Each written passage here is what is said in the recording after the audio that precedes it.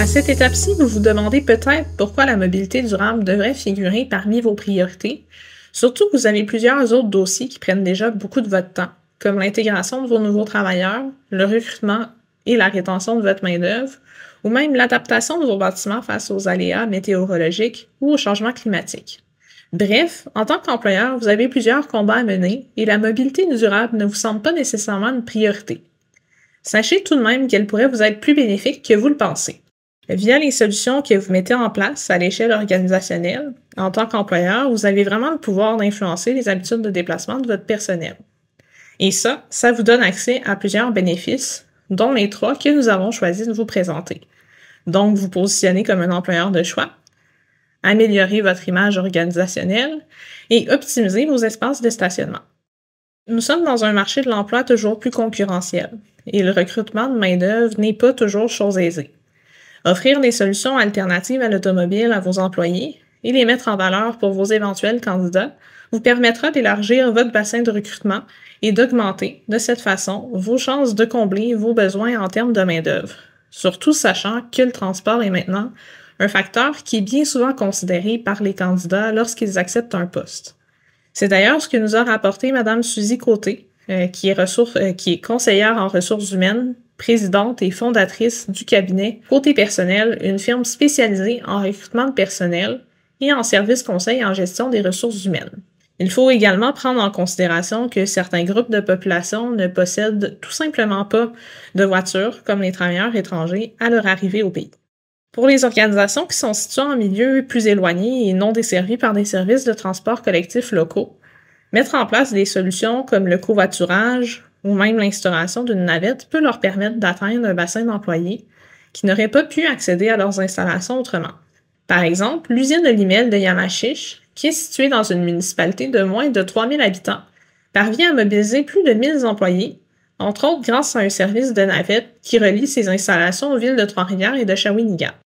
Dans un contexte de rareté de la main-d'œuvre, votre organisation doit se démarquer de toutes les autres, en se distinguant notamment sur des aspects qui préoccupent vos employés actuels et futurs aussi, dont leur qualité de vie au quotidien ou encore leur équilibre travail-vie personnelle.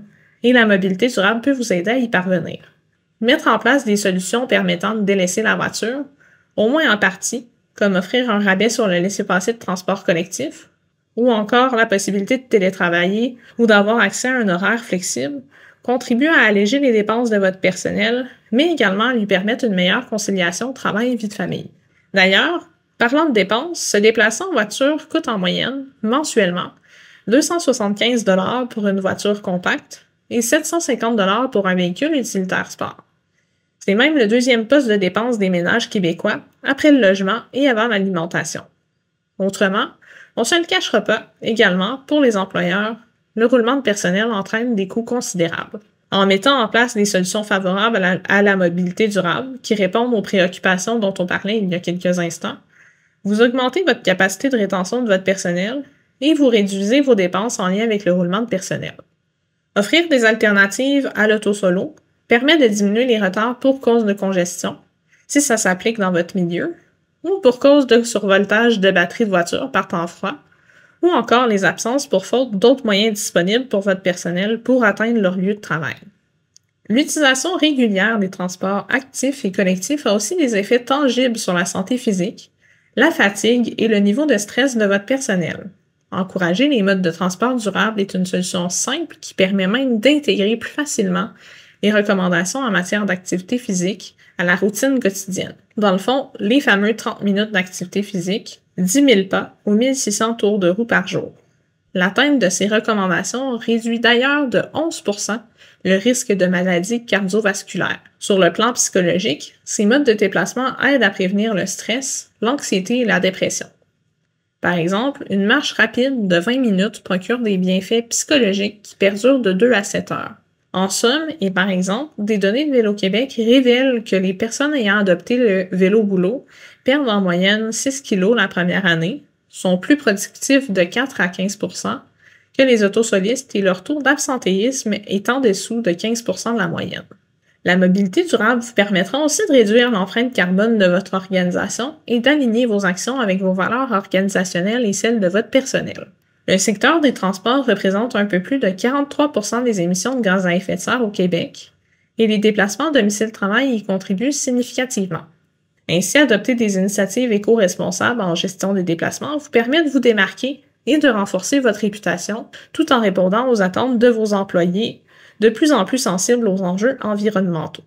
On ne se le cachera pas, offrir du stationnement gratuit pour ses employés, c'est quand même une pratique courante, surtout dans des milieux où la disponibilité du stationnement n'est pas nécessairement un enjeu. Cette pratique-là augmente considérablement la probabilité que les employés utilisent donc leur voiture en solo pour réaliser leur déplacement domicile-travail. Par contre, les coûts liés à la construction des espaces de stationnement sont assez considérables et ne sont pas toujours pris en compte. En Amérique du Nord, le coût total moyen annuel d'une case de stationnement se situe généralement entre 600 $ américains par année pour un stationnement qui se trouve dans un endroit où le coût du terrain est peu coûteux, et 5 000 $ américains pour une structure qui est un petit peu plus haut de gamme, comme un stationnement étagé. Ce calcul-là prend en compte l'acquisition du terrain, la construction et l'entretien. Même si l'idée d'offrir gratuitement des espaces de stationnement aux employés est encore d'actualité dans bien des milieux au Québec, il s'agit en quelque sorte d'une subvention dérivée et considérable pour les usagers de l'automobile. De cette façon, l'employeur crée une forme d'inégalité à l'égard de ses autres employés qui utilisent des modes de transport durables et qui, ultimement, font le plus économiser à l'organisation. Même dans certains milieux périurbains et ruraux où, de façon traditionnelle, à une certaine époque, il était plus facile d'étendre les espaces de stationnement pratiquement à l'infini avec tout l'espace disponible, certaines organisations constatent des impacts négatifs à cette pratique. D'ailleurs, aujourd'hui, plusieurs d'entre elles prennent conscience des limites de cette pratique de gestion des espaces de stationnement et doivent trouver des solutions bien concrètes, efficaces et rapides pour être en mesure de réduire la saturation de leurs espaces de stationnement. Lorsqu'un employeur songe à augmenter la capacité de son stationnement pour faire face à une demande croissante, le choix d'investir dans des solutions liées à la mobilité durable peut s'avérer un choix plus rentable et responsable, surtout dans un contexte où la majorité de son personnel se déplace en automobile individuelle. Maintenant qu'on a bien en tête les coûts que ça représente.